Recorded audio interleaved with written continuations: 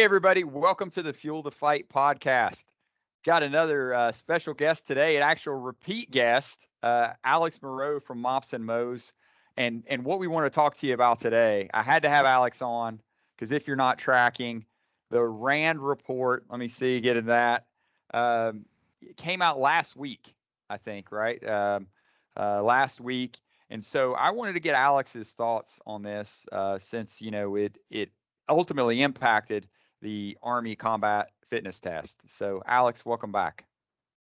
Hey, good to be back. Couldn't miss it. Yeah, no, thanks. I know it's kind of last minute to get you to jump on.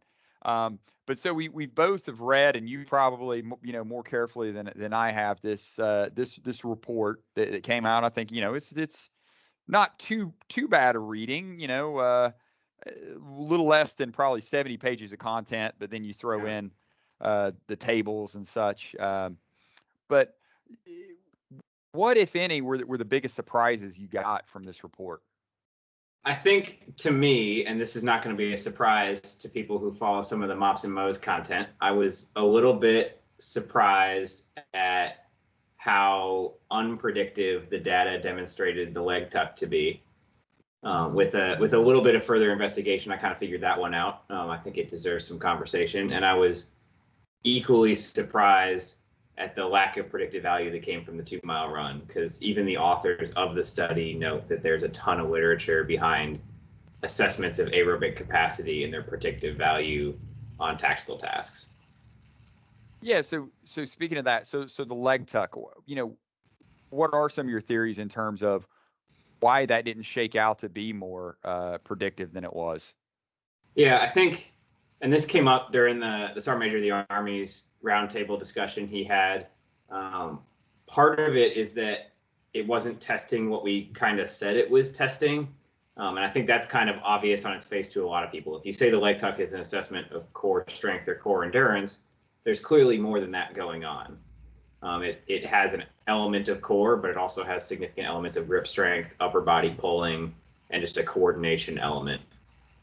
But to be fair, you could say the exact same thing about the deadlift, right? It also has a grip strength element. It also has a core stability element. It also has a balance and coordination element. We actually advertise the fact that the other events test multiple things, and yet somehow it's a problem that the leg tuck tests multiple things. So I think if testing more than just core is less of a criticism to me than it is possibly even a benefit.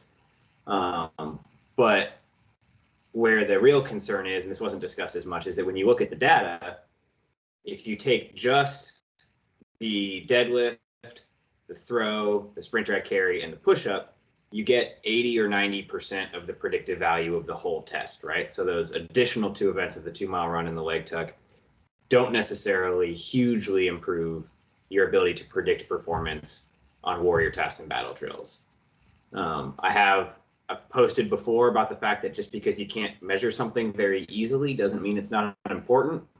And anybody who's paid attention to literature knows that like one study showing something is not the end of the story. The authors noted, like I said, that plenty of other literature exists to justify the run. And the leg tuck is frankly very similar to a pull-up, and plenty of literature exists to justify pull-ups. But what really opened my eyes to why there might be an issue with the leg tuck is that when they're talking about predictive value, they're talking about R-squared values, which really means if you plot the thing you're trying to predict on one axis and you plot the thing you're actually testing on another, how nice is the line between the two, right? Like how much does one explain the other?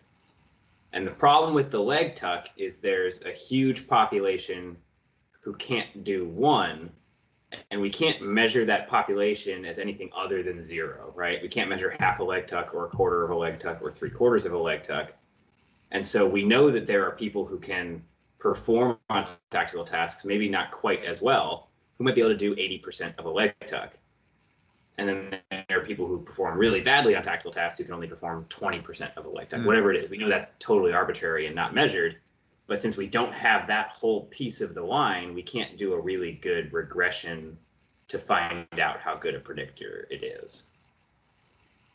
So what I'm hearing is, and yeah, definitely seeing the post is maybe don't give up on the leg tuck just yet. More research should be done to see, how it correlates to climbing performance, et cetera. Because, yeah, to your point, if it's just being classified as a core exercise, but you don't have the baseline grip strength or pulling strength to hold on to the bar, we're never going to get to be able to measure your core strength. But I like the analogy with the deadlift of, well, yeah, if you don't have enough grip strength to hold on to that bar, we're not going to see how strong your legs are either. So I like that. Uh, do you think, the reviewers got anything wrong when they were looking at it? I don't know about getting things wrong. I think they make a lot of assumptions about what kind of training is the right kind of training. For example, they made a judgment call.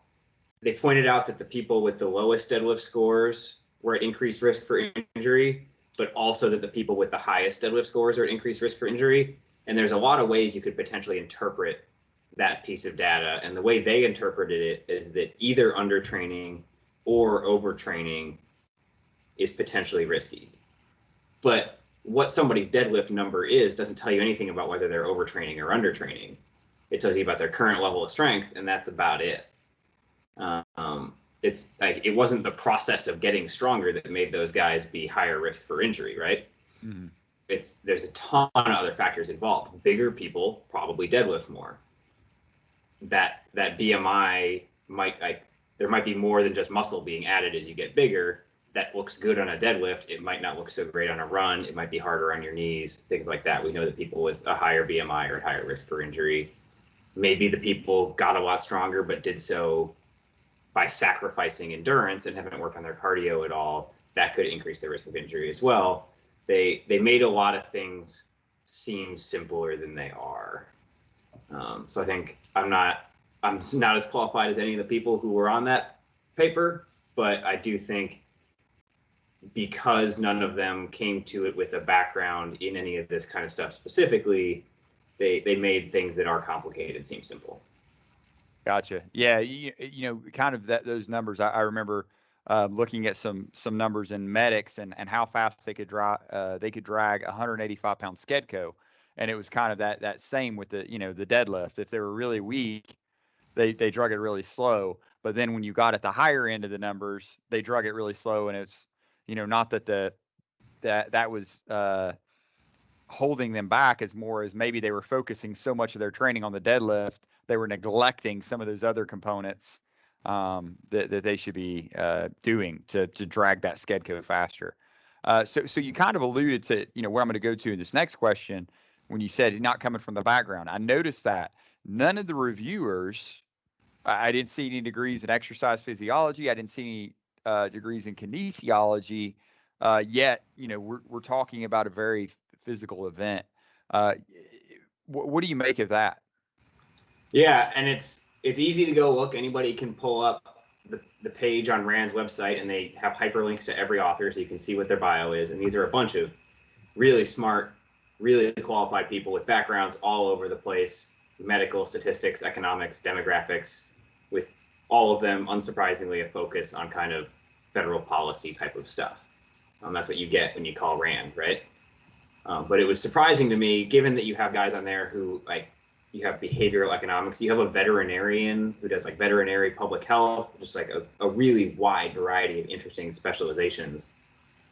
But if you're going to assemble a team that big and put this much effort into a project with this much scrutiny on it, it kind of astonishes me, given that all the people that did the RAND study were on that study because of having a background in this, or not all the people that did the original BSP RRS study that RAND was evaluating, they were all on that because they had some kind of background in human performance exercise physiology.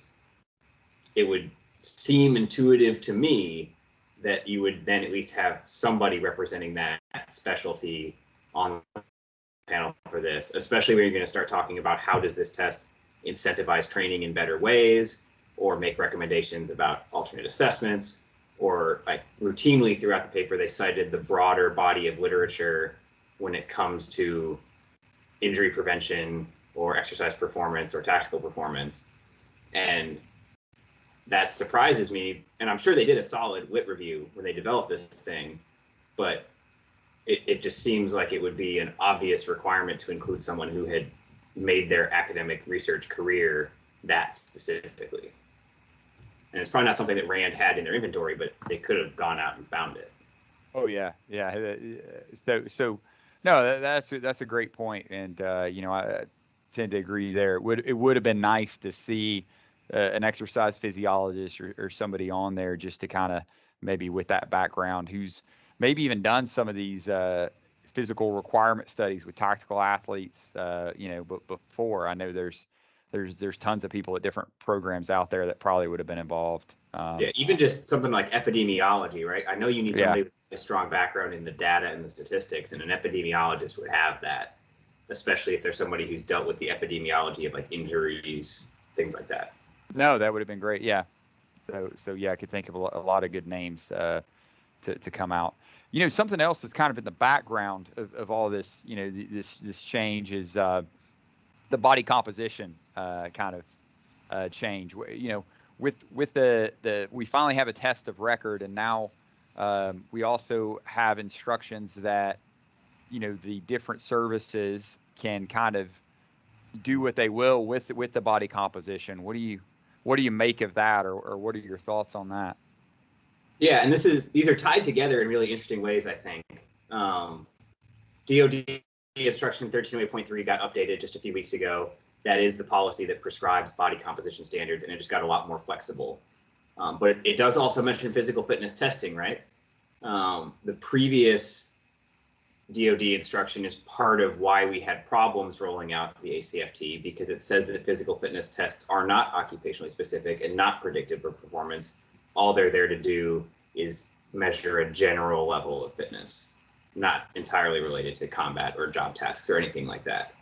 The new version says we need a generalized physical fitness assessment, and that we also need valid tests that measure job performance, tasks of combat, things like that, for those identified high physical demand jobs.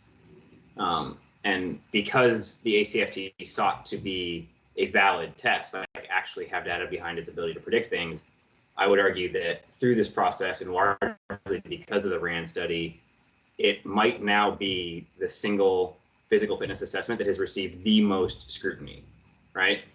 And certainly it's of the military services, it received far more scrutiny than any other services fitness test. Plenty of them have issues that are much more glaring.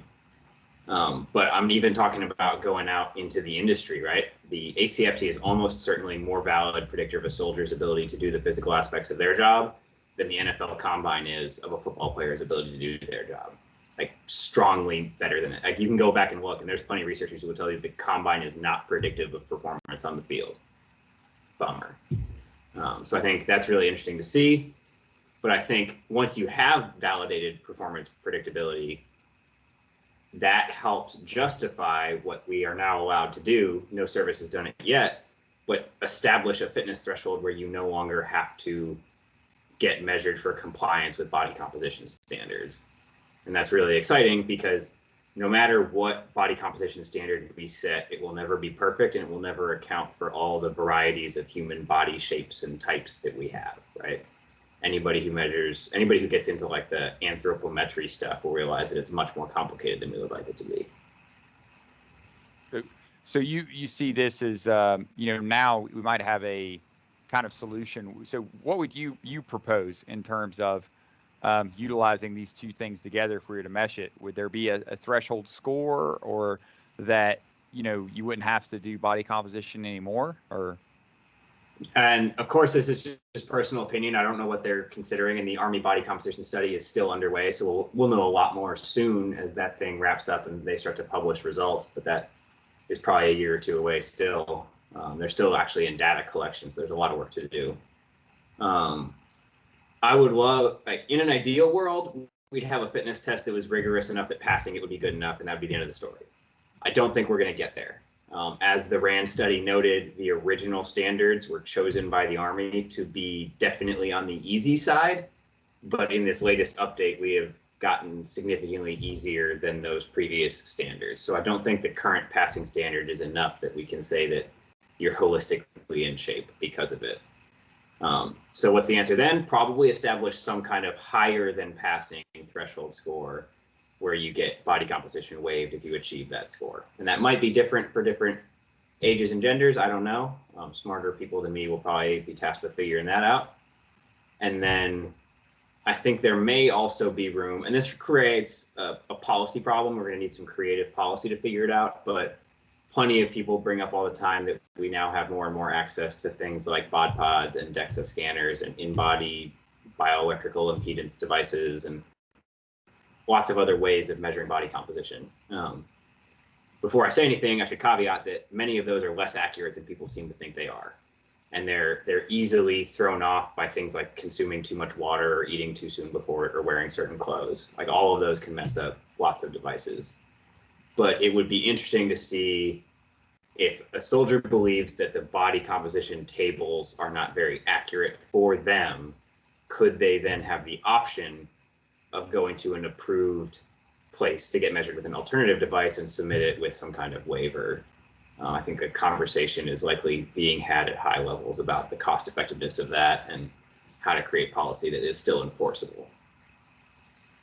No, those are all great points. And you know, putting my dietitian hat on and having dealt with some of these, I can say though, you know, some soldiers, if you listen to this, don't be surprised that if those other techniques don't actually give you a higher reading than what that tape does.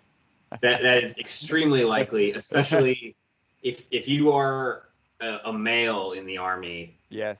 It is highly likely that if you go get any of those other readings, they're going to be several percentage points higher on what they estimate. So like sometimes accuracy is not always a good thing, depending on what you're looking for. Right. Yeah. And I've seen that time and time again. And I know, you know, to your point is every machine has its own, you know, issues, and let's face it, economically, a DEX is out of the question for everybody.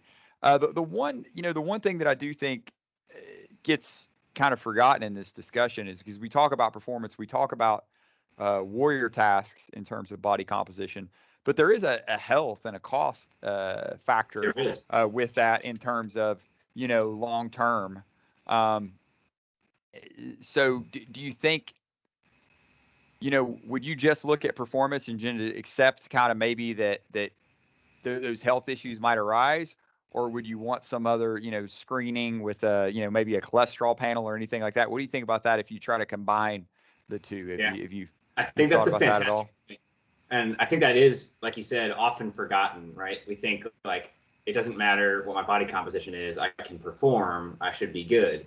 But part of putting on the uniform is that like the country and the taxpayers take on a responsibility for your health, right? And that's a reason like everybody goes through the DOD-MERB stuff or in MOPS and all that, where they get screened to see if they're, frankly, that is determining your eligibility to serve. And one piece of your eligibility to serve is the risk to reward prediction of your long-term health.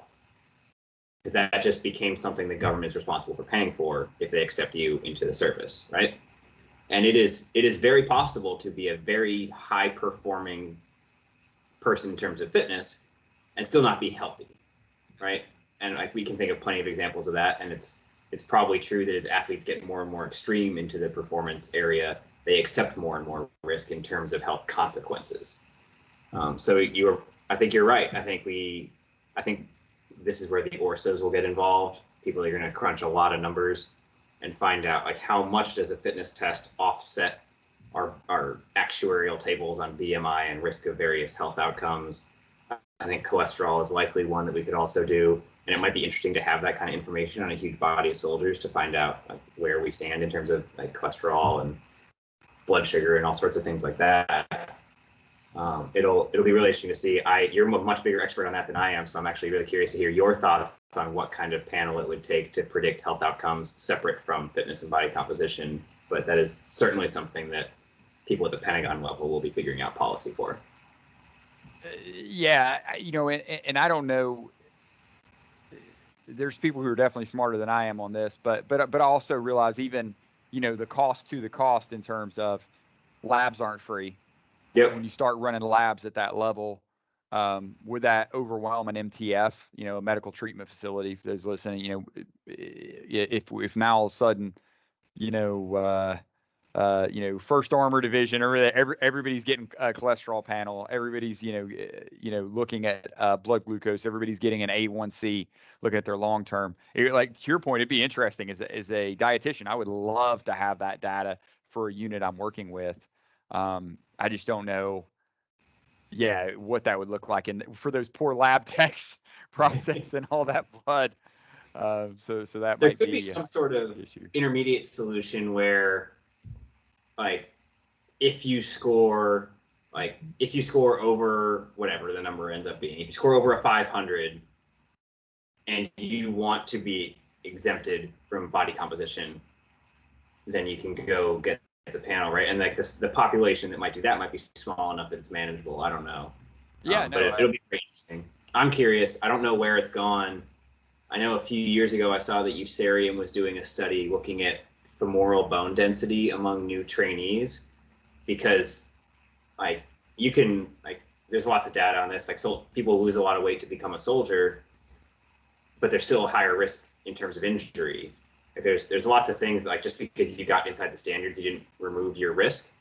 And one of those is we can make you stronger pretty fast, but we cannot make your bones denser in even an entire contract if you only serve one contract, right? So I think the menu of things that we need to be concerned about in this area is pretty wide. And you talked about like DEXA being something that's cost prohibitive to do to everyone. Well, bone density scanning is probably also on the list of things that are cost prohibitive and time prohibitive to do to a huge population. But we'll see. The Pentagon spends a lot of money on soldier healthcare and veteran disability every year. And so there's a lot of people who have a vested interest in creating policies that minimize those costs going forward. No, and definitely a more proactive model would be great. And, have this discussion with folks all the time, is that, to your point on things like bone density, that's got to be addressed in high school. And maybe that's where, the DOD, at some point, we start looking more at addressing those issues in high school, in middle school. Yep. We do have some exciting news. I don't know if you saw it. Chef Jose Andres, who's a name you probably recognize from World Central Kitchen, just got appointed to lead the President's Council on Sports Fitness and Nutrition. So that organization has been quiet for a few years now, and I'm very excited to see that we're starting to get some hints that action is coming soon. No, that would be great. No, because the issues and a lot of these things, even here that we're talking about, happens long before the recruits are with us. When you have even 10 weeks, there's only so much you can do, especially somebody with no training history. So addressing that early on, anything we can do to start addressing that early on, so we have somebody with some training history, we have somebody with some bone density starting basic training, I think will be definitely better for all involved. What else, kind of coming back to the report, what else were kind of some big takeaways, or something you think maybe people missed, or, we know not everybody's going to read this thing, like what should they know about it? Yeah, I think they should. There were some solid points in there about like the ways we make policy and what the point of the policies are. It does say in there in pretty stark terms, and I hope the Army is listening and all sorts of people are listening, but it says that the test should not be changed purely for the sake of improving pass rates, right? It states that pretty clearly, and I like that it was said. I think it was only said one time, but it stood out to me. Of course. It says you need to know what your goals are when you're creating an assessment and a test and things like that, and evaluate whether it's meeting those goals, which warms my heart as the MOPS and MOES guy, because that's measures of effectiveness in a nutshell. But the goalposts seem to shift on what the test is supposed to be. We talked for a long time about its ability to predict combat performance. Now, if you look at the website, it calls itself a test of generalized physical fitness. That is a quote from the new DoD 1308.3, so I think that was shaped by policy higher up in the Army. That's not a huge surprise. But if we're not trying to predict combat, what goals are left on there? And you can find them. You can go to army.mil/ACFT and you can see the 4 goals that the Army states. And they're interesting, right? One of them is changing the fitness culture of the force. And the RAND report does identify that the culture is already changing, which is exciting to see. And I think most of us would probably agree with that. If you drive around Army installations during PT hours right now, you see dramatically 100%. different things going on. And frankly, to me, that matters more than anything else, because the test is 1 or 2 days out of 365. If you're doing it right, maybe you take it more because your first arm likes it. But that means you've got 363 or 364 days where it's training, right? And I'm much more interested in the way people train, because that's going to impact how they perform. You see a lot of people take the ACFT and walk away from it saying, "Ooh, that was a smoker. That was a good workout." No, that wasn't a workout. It was an assessment. And it's if you assess it as a workout, it's probably pretty bad, because you only did 3 to 6 reps of deadlift, and you only did like 1 or 2 reps of power throw. You're not doing enough of any one thing to get better at any of them. So it's a bad workout. Those are the other 363 days where you're doing the workouts that actually determine how you perform. And that's what I'm much more excited about. And hopefully now that things are a little more settled in ACFT territory, we can focus a little bit more on how we train the rest of the time. No, I couldn't agree with you more. And we're even talking about it here in the office I work in that, when I first came in the military and seen, it's like a lot of running, a lot of push-ups, a lot of sit-ups. And now even at Joint Base San Antonio, you go around and look for PT, you see a lot of soldiers deadlifting. Never saw that before. A lot of trap bars out. A lot of soldiers getting stronger. A lot of soldiers dragging sleds. So yeah, I definitely think the fitness culture has changed for the better, and so that's a win. I saw some really exciting things at Fort Jackson when I was there. So first of all, I do not know the Army-wide injury data, so I can't argue really one way or the other on whether the ACFT increased, decreased, or did not change injury profiles. I imagine we probably saw a little bit of an uptick in acute injuries, but probably a decline in chronic injuries. That would be my guess. And since chronic injuries were most of our problems in the first place, I'm okay with that. But you're gonna have a higher risk of acute injuries when you have people radically changing what they're training for, and soldiers like to go in a little bit too hard when they're starting something new. That's pretty typical. But in basic training, from all the data I saw, injury rates decreased as each of the battalions switched over to the new test, as their cycles changed. And I think the reason for that was pretty obvious. It's because the training they were doing changed dramatically. It changed from a hyper focus on push-ups, sit-ups, 2-mile run, because all those drill sergeants care about is getting them through the APFT so they can send them off to AIT, right? Now you see some really cool, really creative general physical fitness stuff happening, right? So you still got some push-ups and you still got some crunches and core stuff happening, and you still got some running, but the amount of running decreased. Now we introduced, like you said, sled drags, farmer carries, deadlifts. They just divert